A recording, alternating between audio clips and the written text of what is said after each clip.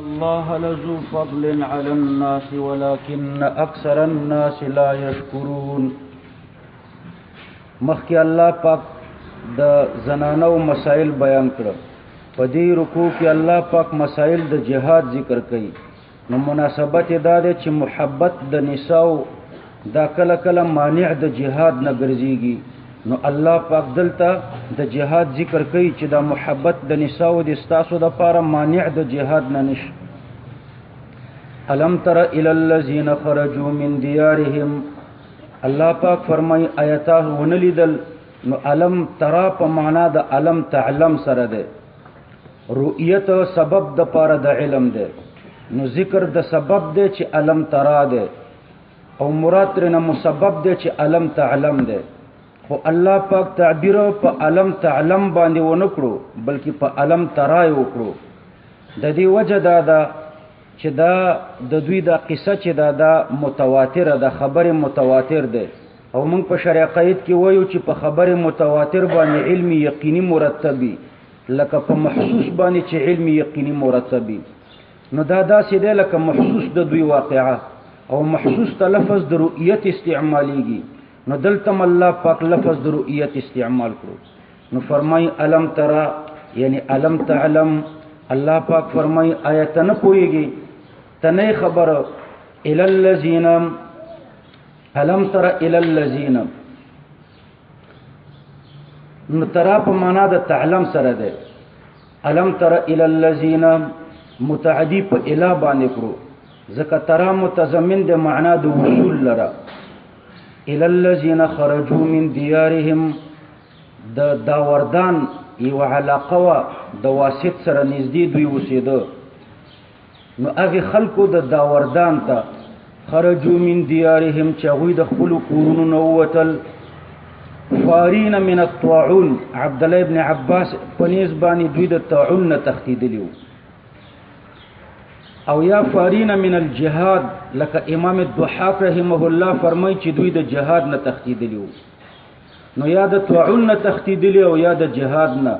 وهم الوف، او دوی د لزر نه زیات وو. الوف لما فوق العشرتی، د لزر نه د زیاتو د پر الوف مستعملیږي. لزر تم الوف نه مستعملیږي، دا سینه شویل 10 الوف. او د لزر نه کم تم الوف نه مستعملیږي، 9 الوف او 7 الوف هم نشویل، بلکې الت آلاف ویلی شي. 10 آلاف، 9 آلاف، 7 آلاف.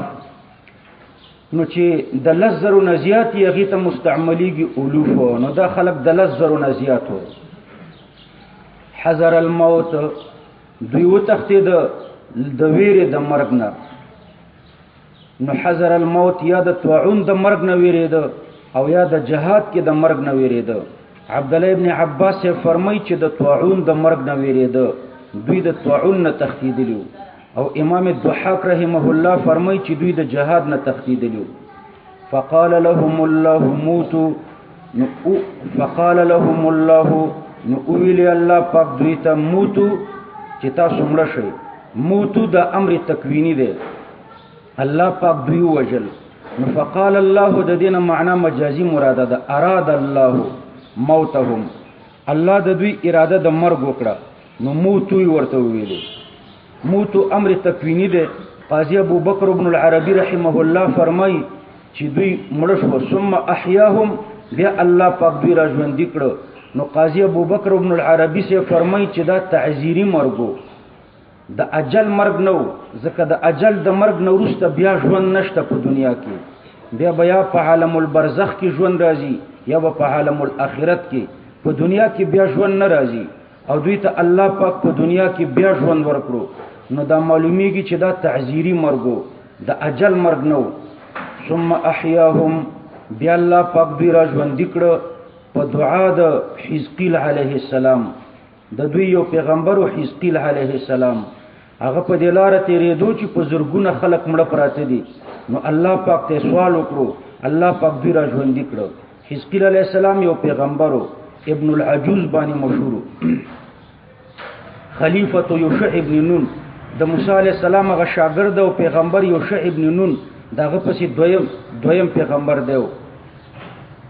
ان الله لذو فضل علی الناس، بشک الله پاک چې د لوی فضل والا دی په خلکو. نو یو فضل دا دی چې دا مړي را ژوندي کړو.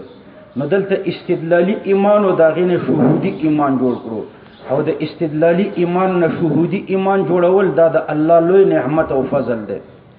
ولكن اکثر الناس لا يشكرون، وهي عاطفه ده معطوف علیه ورته مقدر ده چې فیجب ان یشکروا، پکار دا و چې دی خلکو شکر د الله ادا کړي وي. ولكن اکثر الناس، لیکن شکر ادا نکړو، اکثر د خلکو چې دی لا یشکرون، د الله شکر نه ادا کوي. وقاتلوا فی سبیل الله واعلموا ان الله سمیع علیم، او جنگیږي د الله په لار کې. واعلموا په دې باندې پوه شئ چې ان الله سمیع علیم، بشک الله پاک چې دی سمیع لاقوالکم او علیم باحوالکم. نو په جهاد کې مرګ نشته، مرګ بغیر د جهاد نم راځي، لکه د تیرو خلکو ته چې الله پاک په دشته کې مرګ ورکړو. اوس په دې واقعه یو اعتراض راځي چې د دوی استدلالي ایمان شهودي شو، نو دا خو ایمان بالغیب نشو. نو بعض علما فرمایي چې د دوی استدلالي ایمان شهودي شو، ټیک ده د مرګ په وجه باندې او بیا د ژوند په وجه، لیکن امکان لري چې الله پاک ترنه دغه احیا هېره کړي وي. والقادر على الاحياء والاماته قادر على الانساء، کوم ذات چې په دې قادر دی چې مړي را ژوندي کوي، نو هغه په دې باندې قادر دی چې به ترنه هېروي. نو امکان لري چې الله پاک ترنه واپس هېر کړي وي. من ذا الذي يقرض الله قرضا حسنا، من استفهامیه ده مرفوعه المحل ده بنابر ابتدایت، او ذا دا فمان ذا ورته خبر ده، الذي چې ده صفت لپاره ده ذا ده، او یا بدل ده ذانه ده. من ذا نڅوک ده هغه يقرض الله قرضا حسنا چې هغه قرض ورکی الله پاک ته قرضا حسنا، قرض نیک. فیضاعفه نزیات، فیضاعفه پس چې بیا زیات کی دلره الله پاک، فیضاعفه چې بیا زیات کی الله پاک دلره اضعافا کثیرتا، پزیاتوالی ډیر باندې چې د قرض ورته زیات کی پزیاتوالی ډیر. نو من ذا الذي يقرض الله قرضا حسنا، څوک به الله ته قرض حسن ورکی. قرضا حسنا کې دوه احتمال دي، یا خو قرضن په معنا د مقروضن سره ده، نو مفعول به ده. مقروض هغه روپۍ حسنه، حسنن صفت د پاره د قرضن ده. دویم دا چې قرضن په معنا د اقراضن سره شي، نو بیا مفعول مطلق د پاره د یقرضو ده. یقرض اقراضا حسنا، قرض ورکول حسنه. فیضاعفه نزیات بکړي الله پاک دلرا اضعافا کثیرتا، پزیاتوالی ډیر. نو من ذا الذي يقرض الله، د دې دوا تشریحات دي. یو تشریح ورته دا ده چې من ذا الذي يقرض الله قرضا حسنا صدقه مراد شي، مجازن الله پاک تنه تعبیر په قرض باندې کړی دی. او لکه قرض چې داغي عوض ادا کیږي، نو الله پاک د دې صدقینه تعبیر په قرض وکړو، ځکه د انسانانو د صدقاتو بدله الله پاک ورکوي. لکه د قرض بدله چې ورکول کیږي، نو د قرض د بدلی ورکول ضرور دي، نو د انسانانو د صدقاتو د بدلو ورکولم ضرور دي. نو الله پاک ذکر د قرض کړي دی او مراد ترنه صدقه کړي ده. او د الله پاک مهرباني ته ګوره، دوه مهرباني په دې آیات کریمه کې غټي غټي دادي چې الله پاک ته مثلا 1,00,000 روپۍ درکړي دي، او په دې 1,00,000 روپو کې بیا ستانه 10 روپۍ په قرض غواړي، نو ټولیم درته درکړي او بیا لګي درنه په قرض غواړي، او به حکم درته نه کوي چې شابه راکا، بلکې د استفهام په صيغه ذکر کوي. نو دا محض مهرباني د الله پاک ده. نو ذکر د قرض ده مراد ترنه صدقه ده. او دویم بعض علما فرمایي چې دلته ذکر د قرض ده او مرادم ترنه قرض ده. يقرض الله کې هغه حذف د مضاف پیدا سی وي. من ذا الذي يقرض عباد الله، څوک ده هغه چې د الله بندگانو ته قرض حسن ورکي. د الله بندگانو ته ورکول دا داسې دي لکه الله پاک ته چې ورکړي وي. ځکه په یو حدیث کې هم داسې راځي، حدیث قدسی ده، الله پاک فرمایي ابن آدم مرضت فلم تعودني، اے زما بنده ز مریض شوم او تا زما تپوس نکړو واستطعمتک فلم تطعمني او ما ستانه ډوډۍ غوښته خوراک تا ما ته خوراک را نکړو واستسقيتک فلم تسقني او ما ستانه ابو غوښته او تا وبم را نکړي قال یا ربي كيف اسقيك وانت رب العالمين بنده بووي چې الله پاک زبتا ته څنګه وبدرکم ته خو رب العالمین ته خو دې ته ضرورت نه لري قال استسقاك عبدي فلان فلم تسقه زما پلاری بندستانه وبغختي وي تاغه ته نه ورکړي اما انك لو سقيته وجدت ذلك عندي کته هغه ته وب ورکړي وي نو داغي بدله به زما سره مونډلې وي نو بنده ته وب ورکول داسې دي لکه الله ته قرض ورکول نو یقرضو عباد الله څوک دې هغه چې قرض ورکی د الله بندگانو ته قرضا حسنا قرض حسن کې ما درته دوه توجیهات ذکر کړو یو قرضن په معنا د مقروضن نو مفعول به دی دا کوم شی چې ورکړی دی دا حسن دی یعنی حلال دی حرام سره ګډ وډ نه دی او که قرضن په معنا د اقراضن سره شي نو مفعول مطلق د یقرضو دی دا اقراض حسن دی یعنی د دې پس منن او اذا نشته احسان او ضرر رسول پکې نشته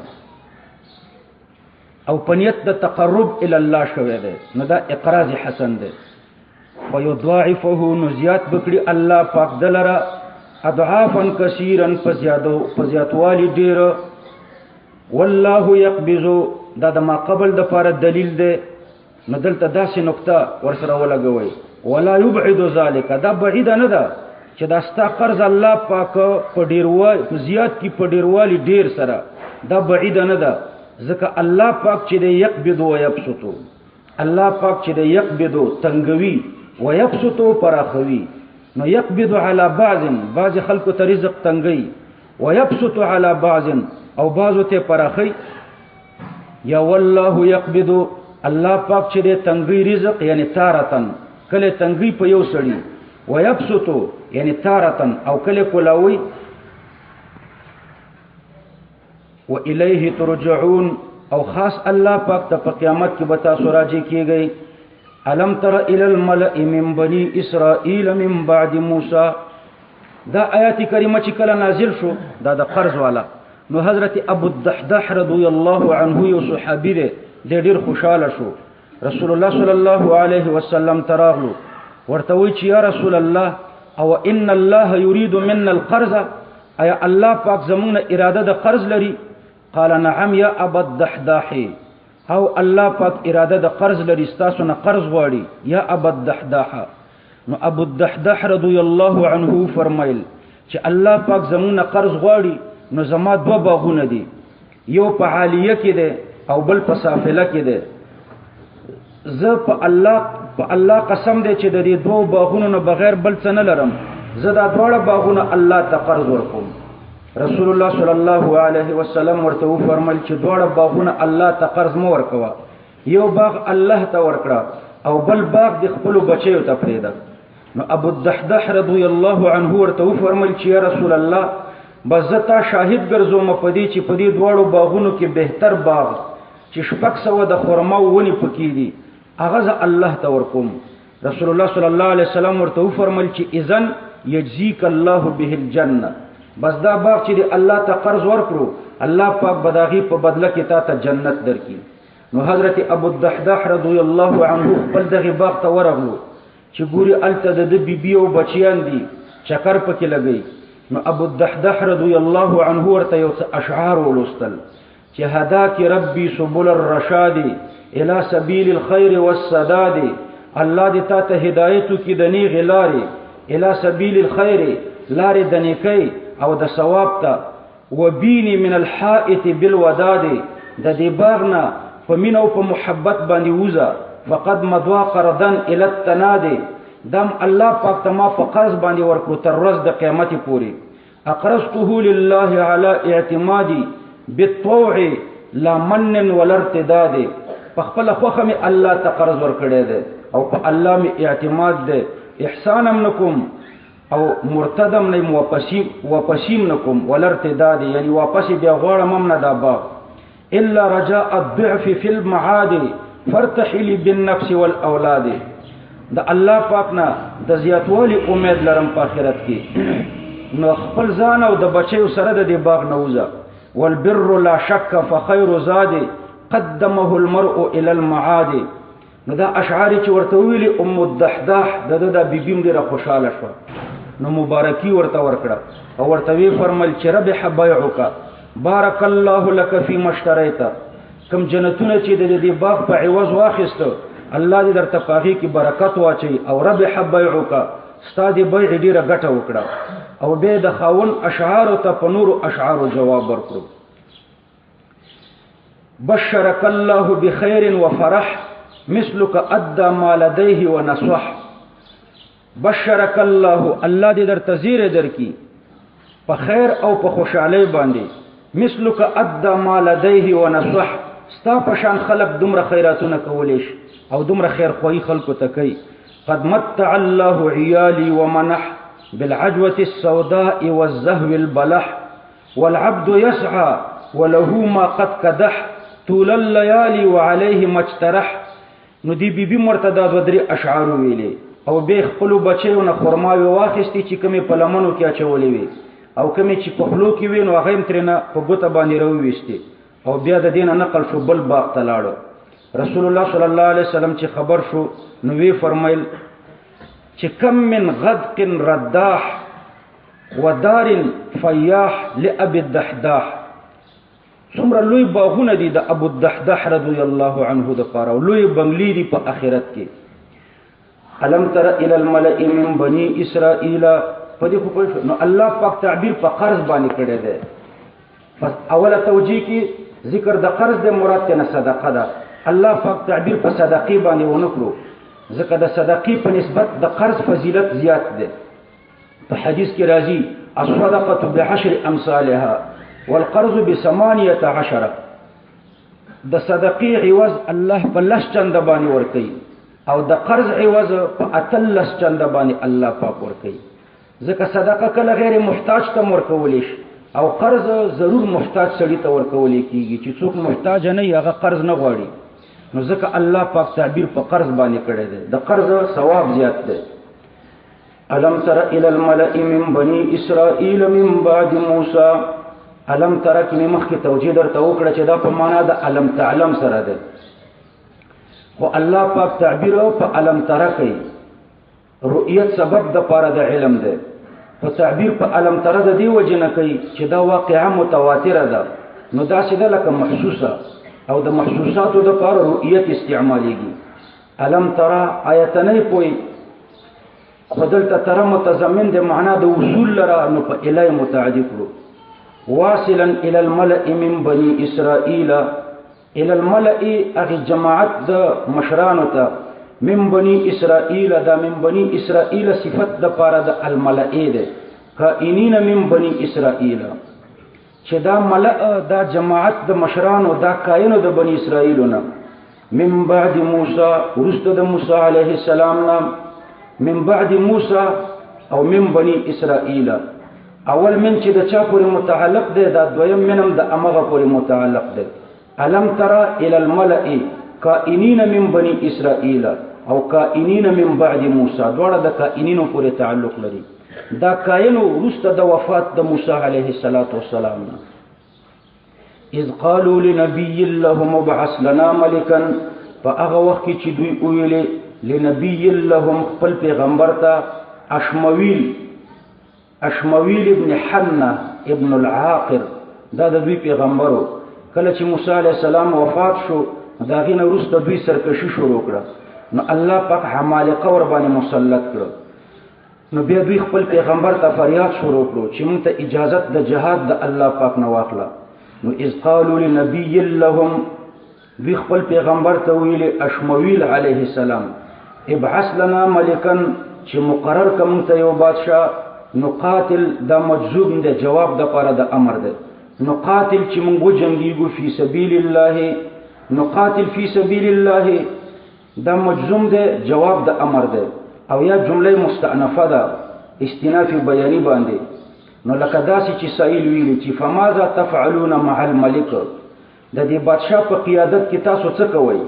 نو نقاتلو فی سبیل الله بیا به مرفوع وي، اوس په مجزوم دی نو جواب د امر دی. مونږ به جنگیږو د الله په لاره کې د عمالقو سره چې هغه د جالوت قوم دی، د بحر الروم په غاړه باندې اوسېده بین مصر و فلسطین. قال هل عسیتم، د دوی پیغمبر ورته ویل چې هل عسیتم آیا نږدې ده، یعنی توقع شته، ان کتب علیکم القتال کچرته فرض کړی شو په تاسو باندې قتال، الله تقاتلو چې وبنه کوي جنگ. قالو نو دوی ورته ویل چې وما لنا څه دې موږ لره الله نقاتل، یعنی څه مانع دې موږ لره الله نقاتل چې وبنه کړو جنگ فی سبیل الله د الله په لاره کې. وقد اخرجنا دا په موضع د حال کې ده، حال دا چې موږ وستل شوي یو من دیارنا د خپل کورونو نه او ابنائنا او د خپل بچیو نه، یعنی اسباب د جنگ شته. فلما كتب عليهم القتال چې کله فرض کړی شو په دوی باندې قتال، تولوا وګرځیدل دوی ټول د جنگ نه وګرځیدل. بعد مشاهده کثرت العدو چې کله دشمن ډیر ولیدلو نو د جنگ نه وګرځیدل. الا قليلا منهم مگر لب د دوینم، وهم الذين عبروا النهر 314 کسو چې د نهر نتیر. والله علیم بالظالمین، الله پاک چې د ډیر لوی عالم دی، ډیر علم لري په ظالمانو.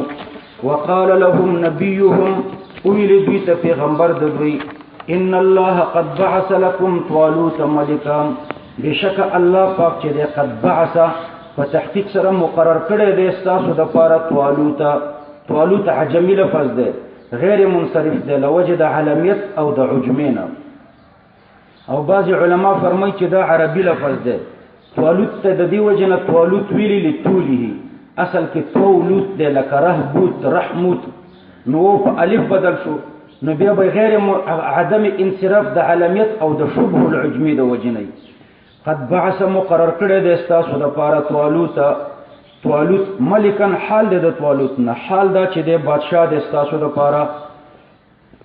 قالو دوی ورته ویلي ان څرنګه به، ان استفهام د خپل حقیقت باندې پاتې دی، څرنګه به وي د د پاره په مونږ باندې بادشاہي، او یا استفهام د تعجب د پاره دی، د انکار د پاره نه دی. ان یکون تعجب د څرنګه به له د دې طالوت د پاره الملک بادشاہي علینا په مونږ باندې، علینا حال واقع شوی د دې ملک نه، حال دا چې دا بادشاہي په مونږ باندې ده. ونحن دوام حالیه ده، نو دلته هم د حال معنا کوي، حال دا چې مونږ ډیر مستحق یو. ونحن احق، حال دا چې مونږ ډیر مستحق یو بالملک په بادشاہي باندې، منه د دې طالوت نه. ولم يؤت ساعة من المال، ولم يؤت عاطفة جامعة للجملتين، يعني كيف يتملك علينا والحال أنه لا يستحق الملك لوجود من هو أحق، من غير مستحق يو. ولم يؤت ساعة من المال، او ندى ورکړی شوی دته فراخي د مالنا، نو مالدار نه دی، نو دی به په موږ باندې څنګه بادشاہ شي. قال د دوی دی پیغمبر ورته ویلي اشمویل، ان الله اصطفاه علیکم، بشک الله پاک چې دی غوړه کړی دی طالوت په تاسو باندې، وزاده زیات کړی دی هغه لره بسطتن د جهت د فراخینا، فی العلم په علم کې، والجسم او په جسم کې. والله یؤتی ملکه من یشاء، والله پاک ورکوي خپل بادشاہي هغه چاته چې د الله اراده ورته وشي. نو ګوره دلته الله پاک د طالوت د بادشاہي د پاره څلور اسباب ذکر کړو. یو سبب ورته دا ذکر کړو چې ان الله اصطفاه علیکم، الله پاک غوړه کړی دی طالوت په تاسو باندې. نو یو سبب د بادشاہي د پاره خدای ورکړی استعداد دی، اصطفاه. دا اصطفاه په دې دلالت کوي چې طالوت ملهم من الله، ځکه چې چاته چې اصطفا په نصیب شي نو هغه صاحب الکشف والکرامات، نو دا صاحب الکشف والکرامات د الله د طرف نه اصطفا ورکړی شوی ده، خدای ورکړي استعدادونه پکې پراته دي. یو سبب د بادشاہي د ده، او دویم سبب د بادشاہي دا دی چې وزاده زیات کړی دی، هغه وزاده زیات کړی دی طالوت بس پتن د جهت د فراخینا، فی العلم په علم کې. نو ګوره وسعت د علم دویم سبب د پاره د بادشاہي دی. فی العلم مطلق دی، علم باطنی، علم د شریعت، علم د سلطنت، علم د سیاست، د ټولو ته شامل دی. نو په علم سره ملکی نظام چلیږي. والجسم او دریم سبب د د بادشاہۍ د پاره دا دی چې الله پاک دته وسعت د جسم ورکړی دی، او وسعت د جسم چې دی دا د شجاعت او د هیبت د پاره سبب دی. او بادشاہ کې چې شجاعت او هیبت وي نو ملکی نظام ښه چلولی شي. نو دا سبب د پاره د شجاعت او د هیبت دی، او دا په بادشاہ کې ضروری صفت دی.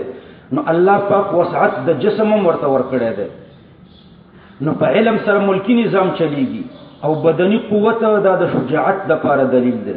او څلورم سبب د بادشاہۍ د پاره دا دی چې والله یؤتی ملکه من یشاء، غیبی تایید دی. الله پاک ورکی خپل بادشاہی هغه چاته چې د الله اراده ورته وشي. نو د دې طالوت سره به غیبی امدادم د الله، غیبی تاییدم د الله پاک دی. د دې څلورو د وجه نه د بادشاہی ومني. والله واسع، الله پراخ دی. دلته الله پاک مجدد الفسانی رحمه الله فرمایي چې وسعت ذاتی مراد دی، او اکثر مفسرین فرمایي چې وسعت رحمت او د احسان مراد دی. احسان او رحمتونه پراخ دي. علیم، الله عالم دی. وقال لهم نبيهم، اویل دوی ته پیغمبر د دوی، ان آیت ملکه، بشک دلیل د بادشاہۍ د علامه د بادشاہۍ د ان یاتیکم التابوت، وغدار چراب شي تاسو ته تابوت. الصندوق، د تابوت نه صندوق مراد ده. تابوت د فعلوت وزن ده، د توب نه ده په معنا د رجوع. دی صندوق ته ولې تابوت ویلي؟ لانه يرجع الیه لاخراج ما فيه، دا دوی ته واپس شو. اول د دوی سره وو، بیا ترنه الله پاک چت کړو، الله پاک ورته واپس کړو. بیا ان یاتیکم التابوت، چراب شي تاسو ته دا صندوق، فيه سکینه من ربکم، فيه پدې صندوق کې به سکینه، آرام د زړه آرام وي، من ربکم لطرف درب ستاسي. فيه نو دلته حذف د مضاف دی، فی اتیانه، د دې صندوق پراتللو کې سکینه، آرام د زړه وي، من ربکم لطرف درب ستاسي. نو پراتللو د دې تابوت کې، او یا اتیان پکې مو مقدر کوو فی اتیانه، بلکې عین دا تابوت مراد کا. فيه پدې تابوت او پدې صندوق کې سکینه، فيه وی دې صندوق کې سکینه، آرام د زړه، من ربکم لطرف درب ستاسي. یعنی پدې کې به توراتي، من ربکم کې من ابتدایه ده، د طرف درب ستاسي، او یا من د تبعیض د پاره ده. پدې کې به آرام د زړه، من ربکم یعنی من سکنات ربکم، د هغه شیانو نه چې هغه اسباب د زړونو دي د جانب درب ستاسي. نو کمن د تبعیض کیم سیدا من سکنات ربکم به مقدر کړي. وبقیه او پاتې شوی بوي مما د هغه شیانو نه ترک چې پیخیو، بقیه پاتې شوی بوي مما د هغه شیانو نه ترک چې پیخیو، آل موسی، اولاد د موسی علیہ السلام، و آل هارون، او اولاد د هارون علیہ السلام. اغا تبرکات بی، نو دغه پاتیشونی من رخاص الالواح، د تورات یو دو تختیوی پکی، او د موسی علیہ السلام امساوا، و نعلی موسی د موسی علیہ السلام پنیوی پکی، او د هارون علیہ السلام پگڑی و پکی. تحمله الملائکه، دا حال واقع شوه ده، حال دا چې برکړې بوي د صندوق لره ملائکو. ان فی ذلک لآیه، بشکا پدې صندوق کې لآیه علامه ده په پاچای د طالوت، لکم تاسو د پاره، ان کنتم مؤمنین، کتا سو مؤمنان یې نو دا په پاچای باندې ومنئ. فلما فصل طالوت بالجنود، چې کله جدا شو، چې کله راووتلو طالوت بالجنود سره د لښکرو، په معنا د مع سره ده، چې کله راووتلو، فصل یعنی خرج، چې راووتلو طالوت بالجنود سره د لښکرو، مصاحبا بالجنود، د خپل لښکرو سره راووتو، د بیت المقدس نه جدا شو. اصل د فصله چې د متعدی ده، فصله نفسه، خپل ځان جدا کو. خدلته فاعل او مفعول یو شی ده. فصله نفسه طالوت فاعل ده، نفسه ورته مفعول ده، او د نفس او د طالوت مصداق یو ده. نو چې د فاعل او د مفعول مصداق یو دی نو نازل په منزله د لازمی شو. نو فصله په معنا د انفصل سره جدا شو. طالوت روتل طالوت بالجنود یعنی مصاحبا بالجنود سره د لخرو. قال الله پاک ورته په ذریعه د وحی ویلې، دا وحی شمویل ته وشو، شمویل علیه السلام ته، او بیا شمویل علیه السلام طالوت ته ویلې. طالوت خو پیغمبر نو، خو پیغمبر ورسره نو وحی هغه ته وشو. قال بذریعه الوحی. او دویم احتمال پکې دا دی چې الله پاک طالوت ته ویلې په طریقې د الهام. خدا دویمه توجیه کې بیا لږ تکلف دی چې طالوت ته الهام وشو، نو کوم علم چې په الهام باندې حاصل شي هغه خو ظنی وي، نو دا علم به بیا ظنی شي، نو د قطعي ولیکرو په دې خلکو لازم کو. نو تاسو بیا ورته جواب ورکړئ چې په الهام باندې حاصل شوی علم اگر چې ظنی خو دلته تایید د پیغمبر ورته حاصل شو، او ظنی علم سره چې تایید د پیغمبر راشي نو هغه به قطعي کیږي، دې ته تقریر نبوي وایي. نو الهام طالوت ته شوی او د شمویل علیه السلام د طرف نه تایید شو، نو چې تایید وشو دا تقریر نبوي دی، لهذا دا خبره قطعي شو. نو قال ان الله مبتليكم بنهر، الله پاک ورته فرمایي چې بشک الله پاک چې مبتليكم امتحان کول کې استاسو دی، بنهر په یو نهر باندې استاسو امتحان په یو نهر باندې کوي. کان ذلك نهر فلسطین والاردن، د فلسطین او د اردن نهر دی. فمن شرب منه، چا چې د دینه اوبه وسکلي، فمن شرب منه من د ابتدا د پاره دی، یعنی ابتدا الشرب په لپه کې اوبه روانه خېستې بلکې خلی په دې سیم په دې نهر کې ورکې خدا. ابتدا الشرب منه من ابتدایه ده، یعنی ابتدا د شرب د دې نهر نه وکړه. بعضې خلک لپو کې اوبه راخلي، دی په لپو کې روانه خېسته بلکې په دې نهر ور پرېوتو، خلی په دې نهر باندې کې خدا له وجې د ډېرې تندې نه.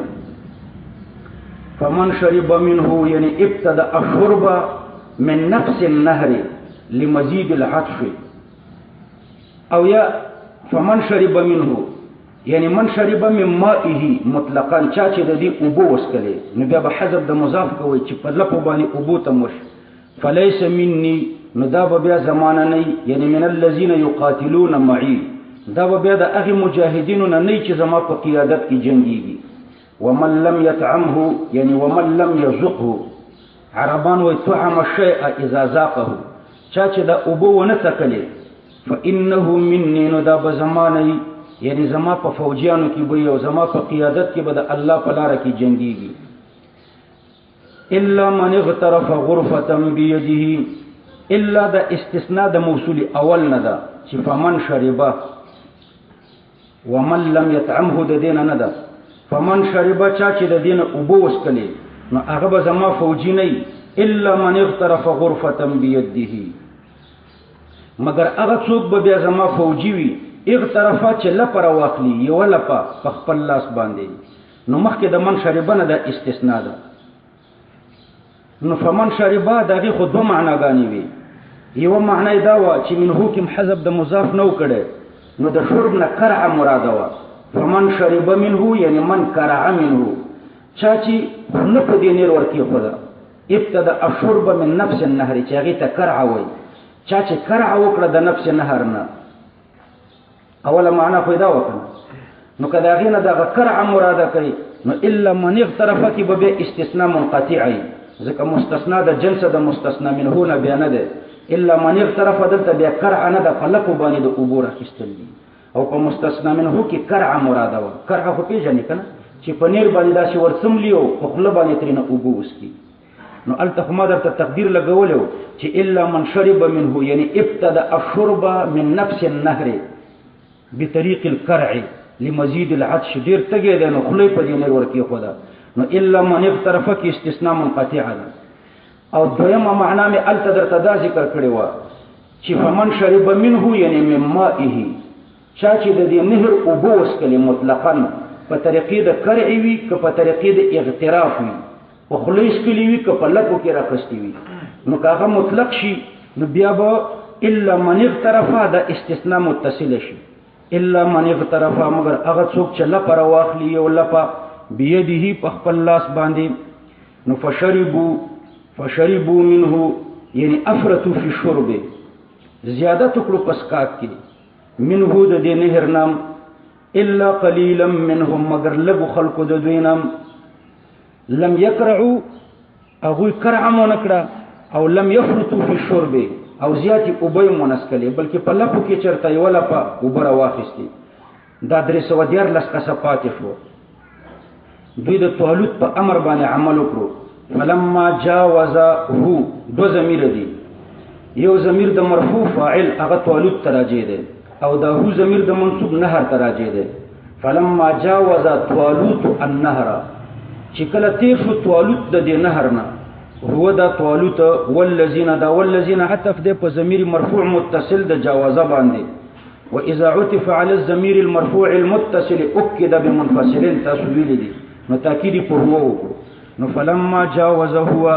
چې کله تیر شو طالوت والذین آمنوا معه او هغه خلق چې ایمان راوړیو معه دا متعلق د جاوزه سره ده جاوز معه آمنوا معه د دې امنو سره تعلق نه لري ځکه بیا به معنا دا شي چې هغه ایمان د سره یو ځای راوړیو هغه ایمان د سره یو ځای راوړیو او کله معه تعلق د جاوزه سره کینو بیا به ترجمه دی چې د سره یو ځای د نهر نه تیر دیم تیر شو او ویم تیر شو نو د جاوزه پورې تعلق لري معه یعنی جاوز معه چې د سره د نهر نه تیر نو قالو دوی ورته ویلي لا طاقه لنا اليوم بجالوت وجنوده دا چا چې ډیری وبسکلی وي نو دوی ویلي چې لا طاقه لنا اليوم نشته د طاقت زموږ د پاره نن ورځ بجالوت په جالوت سره د جالوت سره یعنی بمحاربه جالوت فضلا عن الغلبه مونږ سره طاقت نشته بجالوت حذف د مضاف ده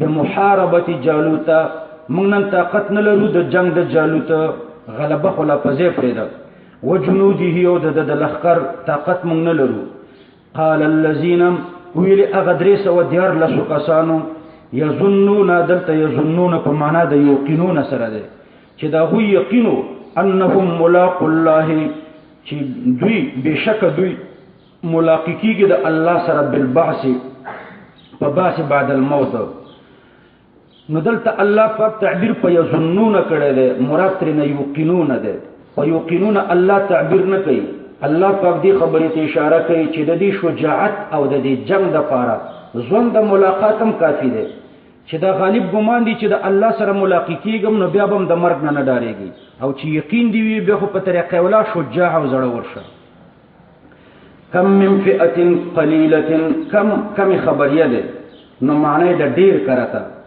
پښتو کې د کم خبریه معنا کیږي ډیر کرتا کم من فئه کم خبریه ده ډیر کرتا من فئه د لګو ډلو من زائده ده او فئه دا تمیز ده فئه قطعه من الناس نو معنی د ډیر کرتا د لګو ډلو د مؤمنانو نه قلیله غلبه کړي وا صيغه د ماضی ده فئه پډلې کثیره ډېری د کافرانو نه نو وړي ډلې د مؤمنانو په غټې ډلې د کافرانو باندې غلبه کړي ده باذن الله په حکم د الله سره والله مع الصابرین الله پاک چې د الله امداد معیت معنوي ده د صبر کوونکو سره ده ولما برزوا لجالوت وجنوده ولما برزوا او کله چروتل دوی لجالوت یعنی لمحاربه جالوت د پاره د جنگ د جالوت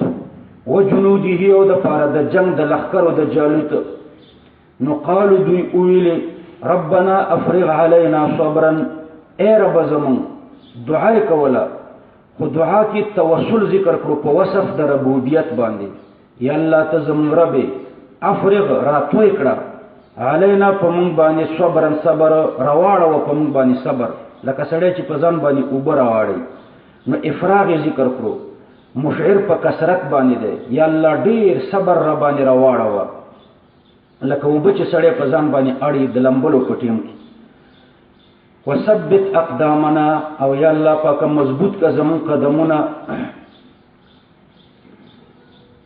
فی مکان الحرب وانصرنا على القوم الكافرين او مصر امدادك فقوم كافران فهزموهم نفا فسيحيه دا په مقدره جمله باندې دلالت کوي چې استجاب الله دعاءهم فصبروا وثبتوا ونصروا فهزموهم. ډېرې جملې مقدرې شوې. استجاب الله دعاءهم، الله د دوی دعا قبول کړه، دا یوه مقدره جمله. فصبروا، نو دوی صبر وکړو، دا بله مقدره جمله. وثبتوا، او ثابت قدمي وکړه. ونصروا، د دوی سره امداد وشو، ځکه مخکې همدا شیان ذکر شوي. فهزموهم، نو شکست ورکړو دوی د کافرانو لره باذن الله، د الله په اراده. وقتل داود جالوتا، او وژلو داود علیه السلام جالوت. داود علیه السلام په دغه وخت کې پیغمبر نه و. داود ابن عیشا، د پلار نوم عیشا و. نو وروسته به پیغمبر شو. د پیغمبرۍ نه مخکې چې کوم خوارق صادر شي هغې ته ارهاصات وایي. نو دا د داود علیه السلام ارهاصات و. یو خارق العادت کار وکړو. کله چې دواړه لښکرې سره مخامخ شوي نو جالوت اعلان وکړو چې ابرزو الی من یقاتلونی، د مبارزې دپاره راوباسئ داسې څوک چې زما سره تنها په تنها وجنګېږي، دې ته به مبارزه ویلې. دوه لښکرې به چې سره مخامخ شو نو یو کس به میدان ته راووتلو. اول به یو په یو سره جنګ و، د هغې نه وروسته به بیا لښکرو سره جنګ کولو. نو ابرزو الی من یقاتلونی، د مبارزې دپاره داسې څوک راته راوباسئ چې زما سره وجنګېږي. فان قتلنی فلکم ملکی وان قتلته فلی ملککم.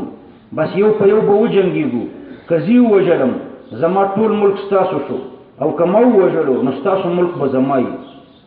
نو فأوتي بداود الی طالوت، داود علیه السلام راوستلی شو طالوت ته. طالوت خو د جنګ مشر او داود علیه السلام په دې وخت کې کشر فوجي و.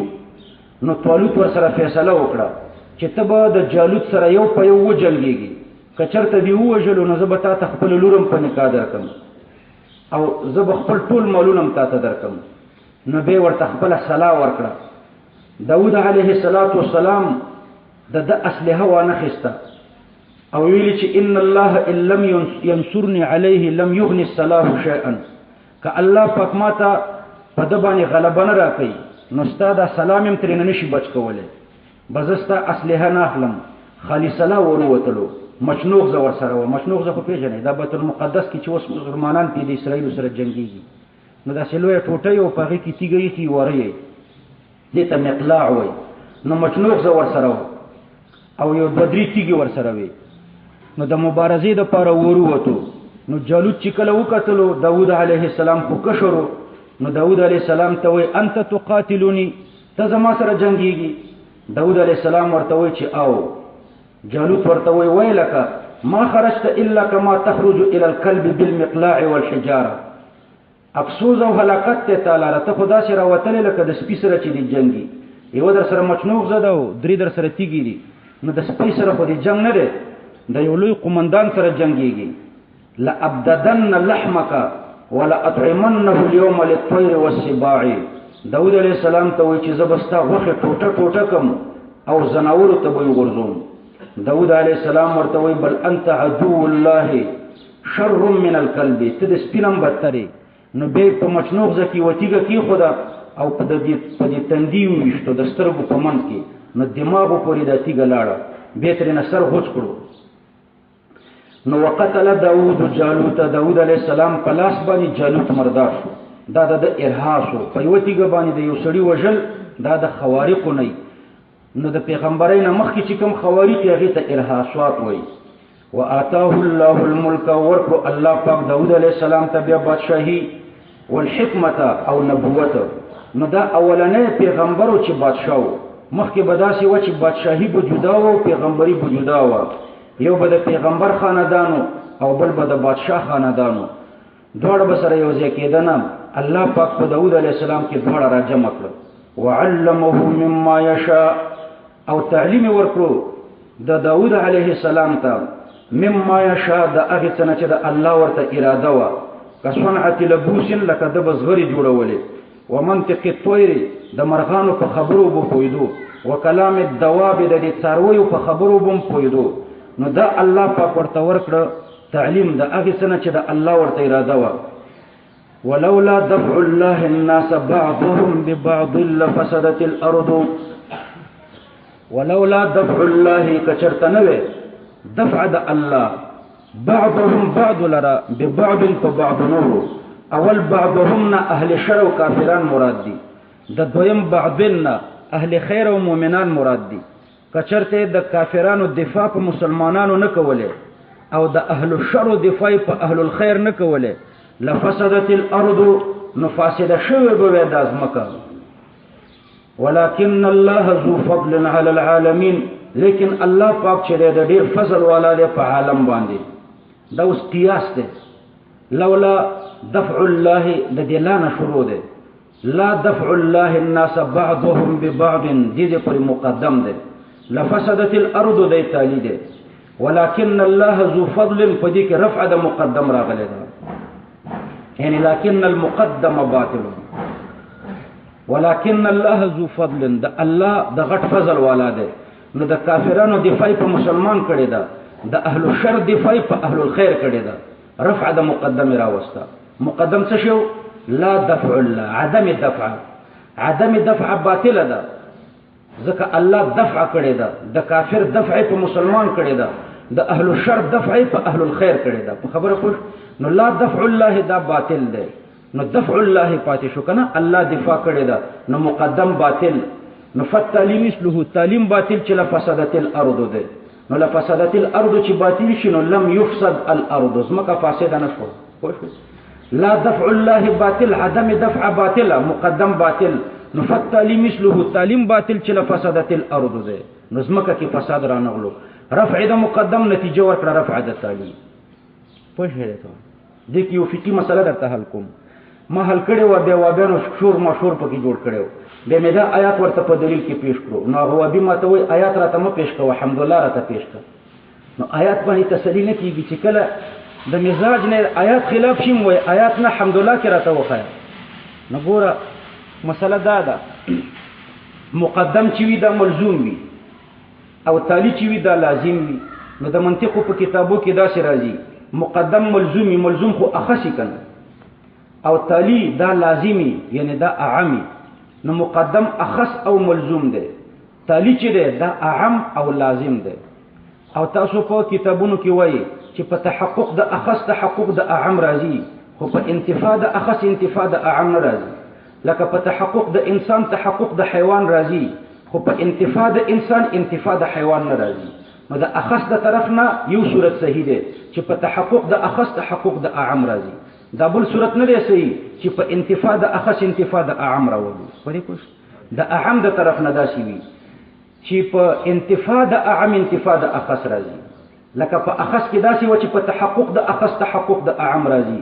خو په انتفاع د اخص انتفاع د اعم نه راتل کنه خو د اعم د طرف نه به بالعکس ده په انتفاع د اعم انتفاع د اخص راځي لکه په انتفاع د حیوان انتفاع د انسان راځي خو په تحقق د اعم تحقق د اخص نه راځي په تحقق د اخص تحقق د اعم راتلو خو په تحقق د اعم تحقق د اخص نه راځي او په انتفاع د اعم انتفاع د اخص راتلو خو په انتفاع د اخص انتفاع د اعم نه راځي نو د یو طرف نه تحقق نتیجه ورکړي د بل طرف نه انتفاع نتیجه ورکړي په خبره پوه شئ لدی وجنه مقدم خو اخص او ملزوم ده او تالی چې ده دا لازم او اعم ده کنه نو دو صورت به نتیجه ورکړي تحقق د اخص به نتیجه ورکړي تحقق د اعم او انتفاع د اعم به نتیجه ورکړي انتفاع د اخص هم داسې ده کنه نو موږ به داسې وایو چې لکن المقدم حق فالتالي مثله تحقق د اخص باندې نتیجه ورکړه تحقق د اعم او د اعم د طرف نه به داسې وایو لكن التالي باطل فالمقدم مثله تالي باطل ده نو مقدم باطل ده نو د مقدم د طرف نه به وایو چې مقدم حق ده نو تعلیم حق ده او د تالی د طرف نه به وایو چې تالی باطل ده نو مقدم باطل ده دا دو صورت نتیجه ورکړي کنه او دا نور دوړه نه ورکړي کم نه ورکړي انتفاع د اخص انتفاع د اعم نه راولي نو دا نشو ویل چې لكن المقدم باطل فالتالي مثله مقدم دا ملزوم باطل دی نو تعلیم باطل دی دا شنو شو ویل صحیح دا نتیجه غلطه ده بلکې دا نتیجه صحیح ده چې لكن المقدم حق لكن المقدم باطل نه ده صحیح پوه شو او د تعلی د طرف نه کومه صحیح ده لكن التعلی باطل لكن التعلی انتفاع د اعم چراوي لكن التعلی باطل فالمقدم مثله دا صحیح ده او دا غلطه ده چې وی لكن التالي حق فالمقدم مثله پوه شو نو دوه صحیح شوي لكن التالي باطل فالمقدم مثله لكن المقدم حق فالتالي مثله دا دوه صحیح شوي او دوه غلطه شوي کومې دوه غلطه شوي لكن المقدم باطل فالتالي مثله دام غلطه شو لكن التالي حق فالمقدم مثله دام غلطه شو دا مقدم اخصي والتالي اعمي وجه دا الحمد لله مسلم ثبوت کی ویل جواز اهمیت اللازمی ځکه لازم اهم ده نو د اهمیت د لازم د وجه نه دا دوه صورت نتیجه ورکوي دوه نه ورکوي تحقق وضع د مقدم نتیجه ورکوي وضع د تالي تحقق د مقدم نتیجه ورکوي تحقق د تالي دلیل دا ده چې په تحقق د اخص تحقق د اهم راځي او رفع د تالي نتیجه ورکوي رفع د مقدم ولی ځکه په انتفاع د اهم انتفاع د اخص راځي هدایت الله پوه شو او دا دوه نتیجه نه ورکوي چې رفع د مقدم نتیجه ورکوي رفع د تالي ولی نه ورکوي ځکه په انتفاع د اخص انتفاع د اهم نه راځي او رفع د تالي نتیجه نه ورکوي نه وضع د تالي نتیجه نه ورکوي وضع د مقدم ولی ځکه په تحقق د اهم تحقق د اخص نه راځي دې پورې پوه شو په نه نو اوس درته یو بل مسله درته ذکر کوم دا خو په هغه صورت کې شو چې تالي اعمی الحمدلله کې موږ جواز اهمیت اللازمی او په مسلم ثبوت کې موږ جواز اهمیت اللازمی چې تالي لازمی لکه ان كان هذا انسانا كان حيوانا دلته مقدم اخص دي تالي اعم ده نو دلته دا دوه نتیجې دي لكن المقدم حق یعنی دا انسان ده فالتالي مثله نو حیوان ده دا صورت صحیح شو لكنه ليس بحيوان يعني لكن التالي باطل فليس بإنسان يعني فالمقدم مثله ده صورتم سيده إن كان هذا إنسانا كان حيوانا لكن إنسان ده نو حيوان ده صحيح شو كنا لكن حيوان نده نو إنسان نده ده دو سيدي أو دو غلطي دي چې لیکن انسان نده نو حيوان بني ده غلطه ده انسان بني خو بیا هم حيواني خربي کړي نو دا نتیجه غلطه ده دا رنګ انتفاع ده په تحقق د اهم تحقق د اخص ناراضي لیکن حیوان ده نو انسان ده دم غیر صحیح ده اوس په خبره پوه شئ لجواز اهمیت اللازمي موږ خو چې کله د مقدمه او د تالي په مابین کې مساواتي نو الته به څلور نتیجې دي ښه دا خو چې تالي اهمي لازم اهمي او چې کله د مقدمه او د تالي په مابین کې مساواتي څلور وړه صورتونه به صحیح دي لکه زه د طالب ته اشاره کوم ان كان هذا انسانا كان ناطقا انسان او ناطق کې مساوات ده لیکن انسان ده نو ناطق بوي لیکن انسان نه ده ناطق بنئ لیکن ناطق ده نو انسان بوي ناطق نه ده نو انسان بنئ څلور وړه صورتونه منتج دي لكن المقدم باطل فالتالي مثله لكن التالي باطل فالمقدم مثله لكن المقدم حق فالتالي مثله لكن التالي حق فالمقدم مثله څلور وړه صورتونه پکې نتیجې ورکوي چې د مقدم او تالي په مابین کې مساواتي په خبره پوه شئ د دې آیات لاندې روح المانی دا قاعده لیکلې ده چې د مقدم او تالي په مابین کې مساوات وي الطرف د مقدم نتیجه ورکوي رفع د تالي وضع د مقدم نتیجه ورکوي وضع د تالي رفع د تالي نتیجه ورکوي رفع د مقدم وضع د تالي نتیجه ورکوي وضع د مقدم څلور صورتونه نتیجه ورکوي دې آیات لاندې لیکلي نو ګوره روح المانی دلته داسې وایي ولولا دفع الله الناس بعضهم ببعض د دې لانه مقدم شروع ده عدم الدفع دا مقدم لفسدت الارض د تالي دلته د مقدم او د تالي په مابین کې مساوات ده نو چې د مقدم او د تالي په مابین کې مساوات ده نو موږ وایو لكن المقدم باطل رفع د مقدم راوړو مقدم باطل ده لا دفع عدم دفع باطل ده صحیح نو عدم دفع باطل ده نو فتالي مثله لفسدت الارض باطل لفسدت باطل نو فساد را نه دلته د مقدم او تالي په مابین کې مساوات ده نو پر رفع د مقدم هم نتیجه ورکړه رفع د تالي خو شوي ولكن الله ذو فضل على العالمين په دې کې رفع د مقدم ته اشاره کوي چې الله د ډیر فضل والا دی په خپل عالم باندې نو چې د فضل والا دی لدی وجنه یو په بل دفاع وکړه حدیث پورې خو ان شاء الله په آیات پوه شو یو قاعده مزه کړه نو اوس د شامی او عبارت درته وایم او بیا په موږ اعتراض کوي وستاسو په کتابونو کې لیکلي دي چې په وینه او په بولو باندې د قران لیکل جایز دي دا اعتراض تاسو وخت به هم رسیدلی کنه په وینه او په بولو باندې وای د قران لیکل جایز دي لعنت الله علی الكاذبین فقه دا چې نه دي لیکلي چې جایز دي فقه دا چې لیکلي چې ناجایز دي خو د جهل یا د تجاهل د وجه نه دوی د اعتراض کوي چې فقه کې دا لیکلي دي چې جایز دي، حالانکه فقه کې دا لیکلي چې نه دي جایز. ګوره زه د فقه عبارت درته پیش کوم. لو رعفا که د یو سړي د پوزو نه وینه روانه وه فکتب الفاتحة بالدم نو به سورة فاتحه ولیکله په وینو على جبهته وانفه په تندي او په پوزه وبالبول ايضا یې په میتیازو ولیکله سورة فاتحه په تندي یې په پوزه ولیکله. جاز للاستشفاء دا د علاج د لپاره جایزه ده. ان علم فيه شفاء کچرته علم د شفای وو لا باس به بیا باک نشتا ولم ينقل، لیکن دا را نقل شوی نه ده. تر دې پورې د شامع عبارت ده. ګوره په دې عبارت کې تاسو درې ټکي خیال کې وساتئ. دې عبارت کې دا راغلو ان علم فيه شفاء د مقدم، لا باس به د تالی. ان علم فيه شفاء کچرته علم د شفا وو د مقدم، لا باس به د تالی. مقدم او تالی د ذکر هدایت الله دوه ټکي دي. ان علم فيه شفاء د مقدم، لا باس به د تالی. دلته د مقدم او د تالی په مابین کې مساوات ده. ان علم فيه شفاء که یقین د شفای وو، که یقین د شفای وو د مقدم، لا باس به نو بیا باک نشتا. یقین د شفا په دریو طریقو راځي. دا مقدم په دریو طریقو راځي. علم یقین د شفا، یقین د شفا کله طبن راځي، ډاکټر وایي چې په دې کې شفا ده. صحیح شو. یقین د شفا کله طبن راځي. یقین د شفا کله عقلا راځي، عقل وایي چې په دې کې شفا ده. او یقین د شفا کله نقلا راځي، آیات او حدیث کې راشي چې په دې کې شفا ده. صحیح شو. نو د یقین د شفا د پر د درې طریقې دي. یقین د شفا طبن، یقین د شفا عقلا، یقین د شفا نقلا. دا درې طریقې دي کنه. نو د مقدم د پر د درې طریقې دي. نو مقدم دا دی چې ان علم فيه شفاء ان که یقین د شفا وو یا طبن یا عقلا یا نقلا نو لا باس به بیا باک نشتا، بیا لیکل جایز دي. ولم ينقلب ورپسې دا څه دی ګوره، یعنی مطلب دا چې یقین د شفا خو طبن نشتا، دا خو بدیهی ده. یقین د شفا خو عقلا نشتا، دا خو بدیهی ده. دا دوی نفي نکړه ځکه دا بدیهی دي. پاتې شو نقلا، نو شامل کلی ولم ينقل، یعنی یقین د شفا نقلا هم نشتا. نو مقدم باطل شو کنه. ان علم فيه شفاء که یقین د شفا وو، یقین د شفا درې طریقې لري. طبن اخو نشتا بدیهی ده، عقلا اخو نشتا بدیهی ده، پاتې شو نقلا، نو شامل کلی ولم ينقل، یعنی علم د شفا نقلا هم نشتا. پوه شو. نو علم د شفا را نغلو ان علم فيه شفاء، مقدم را نغلو مقدم باطل، نو لا باس به دا تعلیم باطل.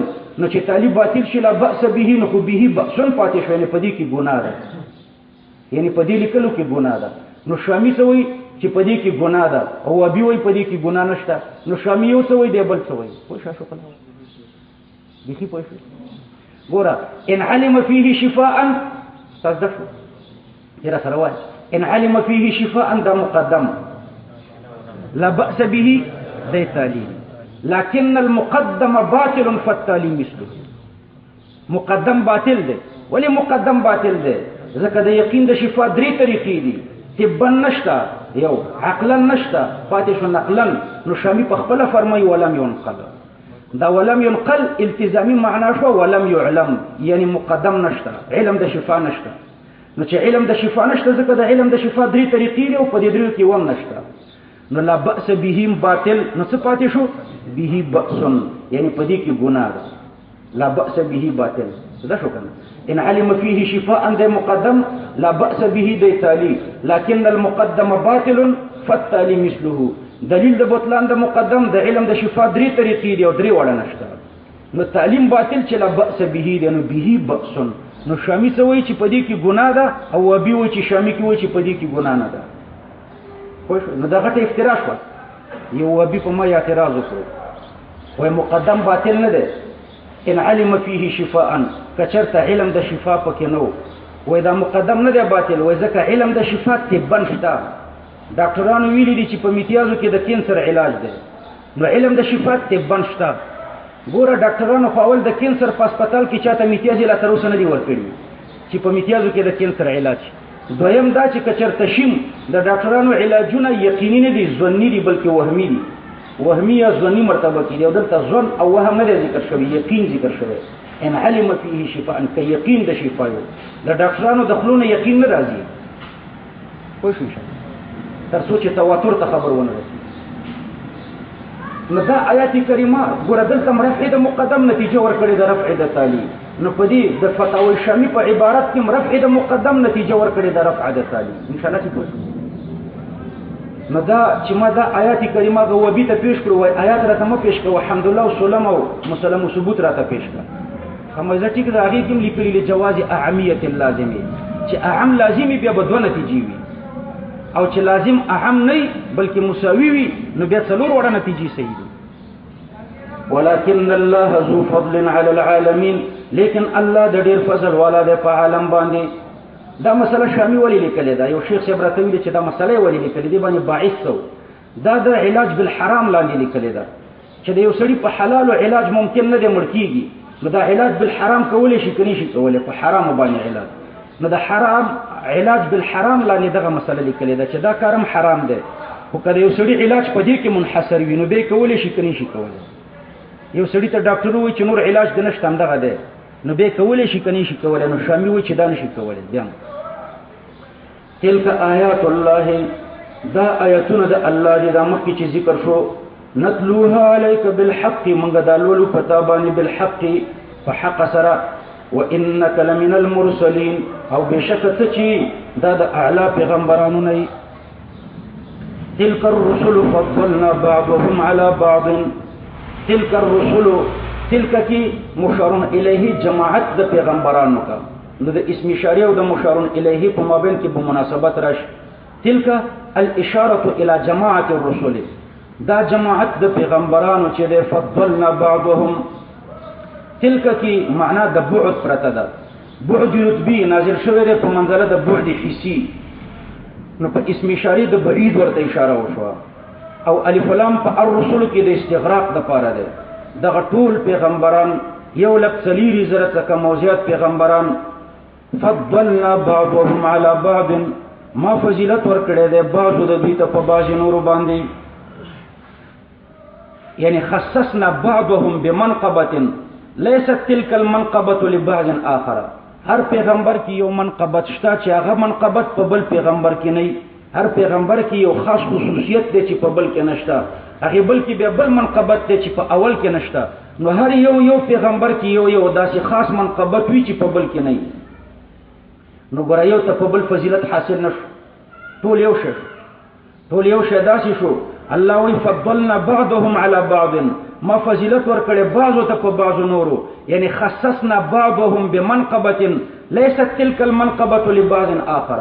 هر یو ته مداسي یو منقبت ورکړې چې په بل پیغمبر کې نه ده، که په موسی علی السلام کې یو ځان ته منقبت وی چې په عیسی علی السلام کې نه، نو په عیسی علی السلام کې به بل داسې منقبت وی چې هغه په موسی علی السلام کې نشته. او همداسې ټول پیغمبران دي، نو ټولو پیغمبرانو کې مساوات راغی، یو په بل تقبیل رانغلو بنا په دې معنا باندې. دویمه معنا ده په دې کې تفضیل یو په بل نشته، فضلنا بعضهم على بعض، الله فرمای ما فضیلت ورکړی دی بعضو د دوی ته په بعضو، یعنی هر یو ته مې داسې شریعت ورکړی دی چې د بل د شریعت سره فرق لري. مخکې ما درته ویلو چې یو عقاید دي بل اصول دي او بل جزئیات دي. عقاید خو د ټولو یو شی دي، اصول او کلیات په دې کې څه لږ غوندې تفاوت وي. د ابراهیم علیه السلام او د محمد صلی الله علیه وسلم اصول او کلیات چې دې ته ملت وایي دا سره متحدو، او دا جزئیات اکثر سره بدل وي. نو هر یو پیغمبر ته الله پاک داسې جزئیات او شرایع ورکړي دي چې د بل سره نه وي، نو بیا هم ګوره ټول یو برابر. موسی علیه السلام ته که الله داسې شریعت ورکړي چې عیسی علیه السلام سره نه و، نو عیسی علیه السلام ته الله داسې شریعت ورکړي چې بیا موسی علیه السلام سره نه و، بیا سره یو شی شو. درېمه معنی دا تفضیل بالدرجات الاخرویه، په اعتبار د اخروی مرتبو سره. اخروی مرتبو کې یو پیغمبر د بل پیغمبر نه زیات دی، اخروی مرتبه نه یو پیغمبر د بل نه زیات دی، نو دلته یو ته په بل فضیلت ورکړي شو. یو پیغمبر داسې اعلی مرتبه کې وی چې هغه ته بل پیغمبر نشي رسیدلی، نو یو پیغمبر د بل نه اوچت شو، نو به اعتراض راځي چې په حدیث کې راځي چې تاسو د پیغمبرانو په مابین کې مفاضله مه کوئ، داسې مه وایئ چې دا په دې بل بهتر دی. او په آیات کریمه کې بعضې په بعضې بهتر شو، او حدیث کې راځي چې یو په بل باندې بهتري مو ورکوي پیغمبرانو ته. نو تاسو به ورته جواب ورکړئ چې د حدیث مطلب دا دی چې محض د قومیت او د تعصب په بنا باندې یو ته په بل بهتري مو ورکوي.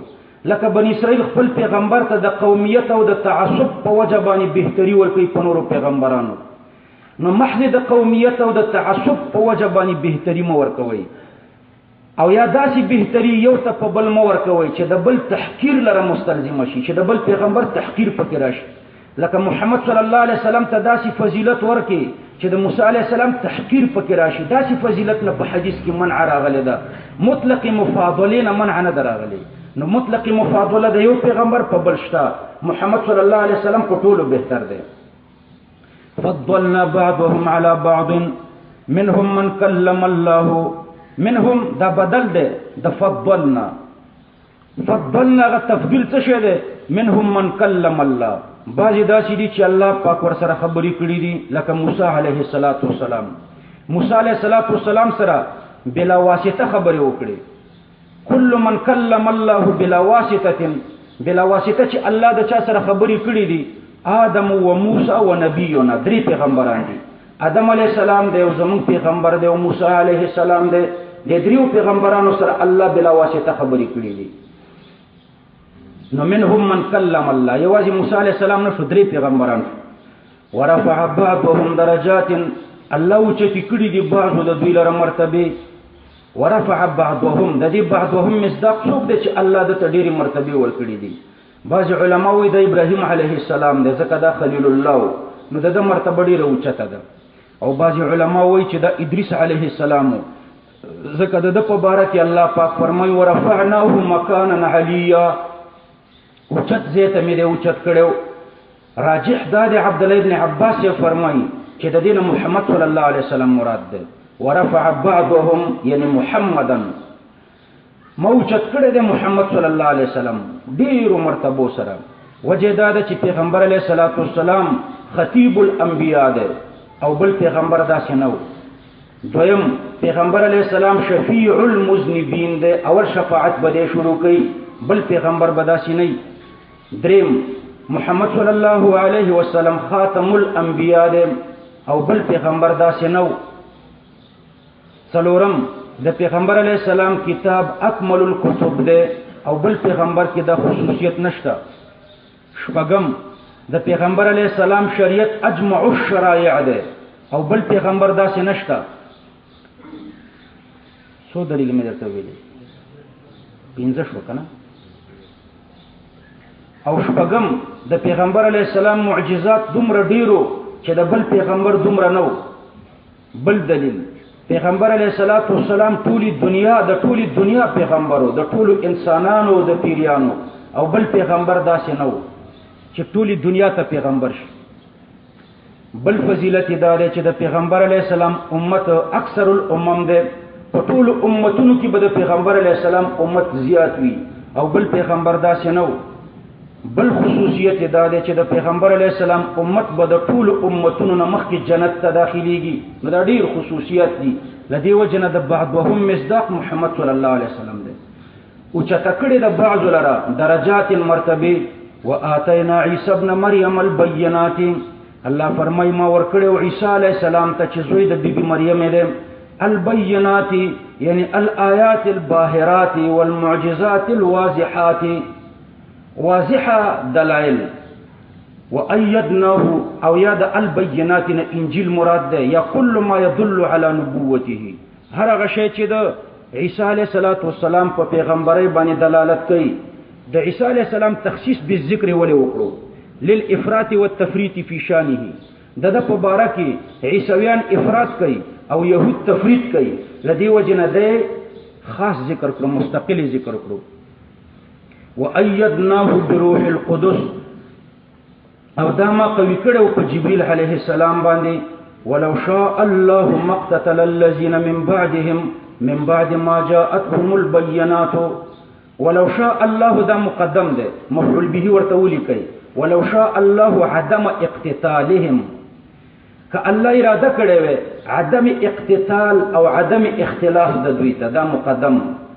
مقتتل الذين من بعدهم دا ورته تالی لكن المقدم باطل فالتالي مثله دلته مقدم باطل ده نو تعلیم باطل ده مقدم څه شی د شاء انا شروع کیږي شاء الله عدم اقتتالهم ک الله اراده کړی عدم اقتتال او عدم اختلاف د دوی ته دا مقدمه نو مقتتل الذين من بعدهم ده تالي مقدم باطل نو تعلیم باطل یعنی شاء الله عدم اقتتالهم باطل نو چې دا باطل شي نو لم يشاء الله عدم اقتتالهم شو کنه الله اراده نه وکړي عدم اختلاف د دوی ته نو چې اراده نه وکړي نو مقتتلم باطل نو فقتتلوا نو دوی اختلاف وکړو نو مقدم باطل فتالي مثله نو استاد جواب راکړي په منطقو کې خرازي چې رفع د تالي نتیجه ورکړي رفع د مقدم او وضع د مقدم نتیجه ورکړي وضع د تالي دلته خو تاسو رفع د مقدم راوستا او نتیجه کړه رفع د تالي رفع د مقدم مستلزم کړه رفع د تالي لره نو څه جواب وکوي مساوات ته شابه مقدم او تالي په مابین کې چې مساوات وي نو رفع د مقدم نتیجه ورکوي رفع د تالي نو دلته رفع د مقدم ځکه نتیجه ورکړه رفع د تالي ځکه د مقدم او د تالي په مابین کې مساوات ده د دې مخکې آیات لاندې روح المانی لیکلو په شیخ ابو علي سینا باندې حواله ورکړی و په فصوص کې هغه دا حواله په فصوص د شیخ ابو علي سینا ورکړی و چې په مقدم او تالي کې مساوات نو رفع د مقدم نتیجه ورکوي رفع د تالي نو ولو شاء الله عدم اقتتالهم ک الله اراده کړی وي عدم اقتتال او عدم اختلاف د دوی ته عدم اختلاف بداسیو چې ټول به د یو پیغمبر په اتباع جمع کړیو او ټول به متفقین بالحق ګرځولي کچرته الله د اراده کړی وي مقتتل الذين من بعدهم یعنی من بعد كل رسول اختلاف بنو کړي هغه خلقو چې ورسته د هر پیغمبر نه دي من بعد كل رسول کل افرادی دي چې ورسته د هر پیغمبر نه دي یعنی امتیانو به اختلاف نو کړي لكن المقدم باطل مقدم باطل چې غشاء الله عدم اقتتالهم ده نو چې باطل شو نو معنی دا شو چې لم يشاء الله عدم اقتتالهم الله اراده نه کړي عدم اختلاف د دوی ته نو تعلیم باطل نو مقتتل الذين من بعدهم باطل نو چې دا باطل شي نو فقتتل الذين من بعدهم ترنه جوړ شو نو اختلاف او اقتتال وکړو د مسکنه یو امتیانو وشو کما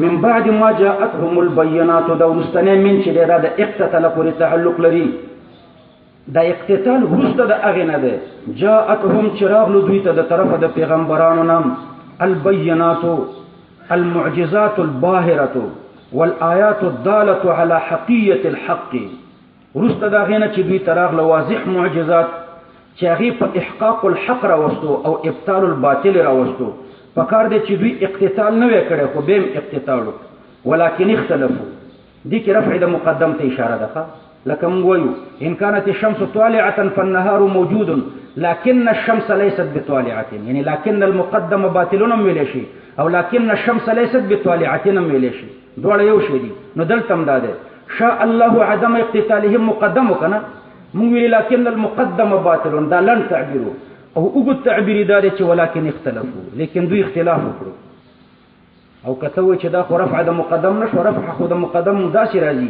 لم يشاء الله عدم اقتتالهم الله اراده نه وکړي عدم اختلاف ته رفع د مقدم داسې راځي خدا لم يشاء الله عدم اقتتالهم دا مؤثر ده او ولكن اختلفوا دا اثر ده نو الله اثر ذکر کړی ده اثر د رفع د مقدم ذکر کړی ده خبره پوه شو لم يشاء الله عدم اقتتالهم الله اراده ونکړه عدم اختلاف ته نو چې اراده ونکړي عدم اختلاف ته خو اختلاف برازي نو د اثر ده نو الله پاک اثر ذکر کړو پوه شو ولكن اختلفوا الله پاک اثر ذکر کړو یعنی مقدم باطل ځکه اثر متحقق دی چې اختلافو دوی اختلاف کړی دی خدای دې اثر په ذکر کولو کې څه حکمت ده د اثر په ذکر کولو کې دا حکمت ده چې ګوره کته اوس اعتراض وکي چې رفع د مقدم دی راوستا چې لم يشاء الله عدم اقتتالهم الله اراده نه وکړي نو رفع د تعلیل راغله چې مقتتل یعنی اقتتلوا دوی اختلاف وکړو نو د دوی اختلاف خو د الله د عدم اراده نتیجه شو نو دوی څه ګناګار شو د دوی ګناه څه شو نو الله پاک رفع د مقدم راوسته وي، نو بیا به تا دغه اعتراض کولی چې بیا د دوی څه ګناه ده چې لم یشاء الله عدم اقتتالهم، الله اراده د عدم اختلاف ورته نه وکړي، نو د دوی بیا څه ګناه شوه؟ نو که رفع د مقدم وه نو بیا به ظاهرا د اعتراض راتلو. نو الله پاک رفع د مقدم ذکر نه کړه بلکې د دې اثر ذکر کړو. نو دې خبرې ته اشاره کوي چې د دوی د اختلاف دا د دوی د خپلو خرابو استعدادونو نتیجه ده. ولكن اختلفوا فمنهم من آمن ومنهم من كفر، بعضی په دوی کې داسې دي آمن بما جاءت به الرسل چې ایمان راوړی دی په هغه څه چې پیغمبرانو پرې راتلل کړي دي، ومنهم من كفر، او بعضی په دوی کې هغه خلک دي چې ایمان نه دی راوړی، کفر کړی دی. ولو شاء الله، دلته بیا مقدمه او تالی را معاف شو ان شاء الله چې دلته خو پوهېږئ اوس ته اوس ووایه ولو شاء الله شاباس عدم اقتتالهم، دی مقدمه ولو شاء الله عدم اقتتالهم ما اقتتلوا دی تالی. ولو شاء الله عدم اقتتالهم که الله اراده کړې وې د عدم اقتتال د دوی، ما اقتتلوا دوی به اختلاف نه وکړي، لكن المقدم باطل، شاء الله عدم اقتتالهم باطل. نو څه شی ترې نه جوړ شو؟ لم پکې زیات ده شاباس. لم يشاء الله عدم اقتتالهم مقتتلون باطل، نو فقتتلوا ترې نه جوړ شو. او کته اعتراض وکړي چې دا مقدمه او تالی خو همدا مخکې ذکر شو، په دې تکرار کې څه فایده ده؟ تاسو ورته جواب ورکړئ چې په دې تکرار کې الله پاک دې خبرې ته اشاره کوي چې اختلاف علت نه ده د پاره د عدم مشیت، ولكن اختلفوا. چا به دا توهم کولو چې ولكن اختلفوا دغه به علت د پاره د رفع د مقدمي دا لكن اختلفوا. نو الله دې خبرې ته اشاره کوي چې لكن اختلفوا دا علت د پاره د رفع د مقدم نه ده، د لم يشاء الله د پاره دا علت نه ده، بلکې لم يشاء الله د الله عدم اراده، دا د الله ذاتی صفت ده. کله اراده د اختلاف ته کوي، کله اراده عدم اختلاف ته کوي. دا ولكن اختلفوا ورته علت نه ده بلکې الله پاغي کې مستقل ده. ولو شاء الله ما اقتتلوا ولكن الله يفعل ما يريد، یعنی دا اختلاف د لم يشاء د پاره علت نه ده، الله هغه څه کوي چې د الله اراده ورته وشي. صحیح شو؟ د بندگانو اختلافات د الله د ارادو د پاره علتونه نه دي. یا ایها الذين امنوا، ډیر خو لګیدو خو تاسو په پوه شئ. یا ایها الذين، دا د فقه مسله خاص ده کوي. ان علم فيه شفاء دا مقدم لا بأس به دی تالی. غټ علما دي ماته ټلیفونو کې چې په فقه کې دالي کړي دي، او د بعضی مدرسو کې غټ شیخ الحدیثان دي نمونه درته نالم، هغوی ته چا دا مسله وروړي دا ورته ویلي دا په فقه کې شاذه مسله ده، غلطه مسله ده. ګوره دا غلطه نه ده، صحیح مسله ده. ان علم فيه شفاء دې ته څه وایو؟ مقدم. لا بأس به دی تالی. نو لكن المقدم باطل، مقدم باطل ده. ولی باطل ده؟ ځکه د علم د شفا درې طریقې دي، طبا عقلا دا خو نشته، پاتې شو نقلا شامي خپل لیکلي ولم ينقل، نقلا هم علم د شفا نشته. نو چې علم د شفا را نغلو لا بأس بهم باطل به بأس، شامي خدا لیکلي چې دي کې ګناه ده. نو دا دو آیتونه د رفع د مقدم لپاره دلایل دي چې په رفع د مقدم نتیجه رفع د تالي راځي. لکه دې دواړو آیتونو کې موږ هم داسې وکړه، رفع د مقدمه مستلزمه کړه رفع د تالي لپاره. یا ایها الذين، په دې خو پوه شئ الزاما ځوابیانو ته وایي. د وابیانو یو کتاب د نزول الابرار من فقه النبي المختار، دا د در مختار په مقابله کې لیکل دی، او به لیکلی وایي نزول الابرار دا د پیغمبر فقه ده، او دا در مختار وایي د امتی فقه ده. د امتی د فقه نه وایي د نبی فقه بهتره. د نبی فقه په دې کې لیکلی چې د میتیازو په وینه باندې د قران لیکل په تندي او په پوزه جایز دي، داسې مقدمه او تعلیم پکې نه جوړیږي، صراحتا لیکلي چې دا جایز دي. او ځکه لیکلي چې دا میتیاز نه دي، دا د روح افزا شربت دی وابیانو ته. میتیاز هغوی بول د ما یؤکل لحمه ته پاکي وایي. تاسو په دې فیسبوکو کې وابیان ګورئ د غوا میتیاز چې کله کوي دوی ورته لپه نیولې وي په مخ یې اچوي، یې سکي د اوښ میتیازو ته لپه نیولې سکي یې بول د ما یؤکل لحمه ته پاکي وایي، او وینې تم پاکي وایي. نو چې میتیاز د حیواناتو پاکي شوي او وینم پاکه شو، نو په پاک شي د قرآن په لیکلو کې څه حرج دی؟ نو د وابیانو په نسبت دې کې څه حرج دی؟ هغوی ورته پاک وایي، میتیازو تم پاک وایي، وینې تم پاک وایي، موږ ورته نجس وایو ځکه موږ وایو چې ناجایز دي، هغوی ورته پاک وایي. مخکې بیان د جهاد نه مقصود اعلا د کلمت الله دی، توحید دی، انتخاب د امیر دی، اطاعت الامیر دی. نو مخکې الله ذکر د جهاد کړو، دلته الله پاک بیان د جهاد بالمال کوي او همدغه نتیجې د جهاد ذکر کوي. یا ایها الذین آمنوا انفقوا مما رزقناکم، اے مؤمنانو انفقوا، تاسو د الله په لاره کې خرچه کوي. په دې کې دوه توجیهات دي. یو توجیه دا ده چې انفقونا فرضي نفقه مراده ده، زکات مراد ده، فرضي نفقه. او د دې لپاره دوه دلیل دوی ذکر کوي. یو دلیل ورته دا ده چې فرضي نفقه ځکه مراده ده چې انفقوا امر ده او امر د وجوب د پاره. دویم دا ده چې لقران الوعید، الله د عدم انفاق سره وعید ذکر کړی دی او وعید په ترک د فرض راځي. نو د دې نه فرضي صدقه مراده ده، فرضي نفقه. یو توجیه دا ده.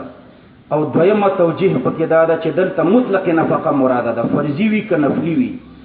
او امر د مطلق طلب د پاره دی، د وجوب د پاره نه دی. او دریمه توجیه پکې دا ده چې مراد انفاق فی الجهاد دی.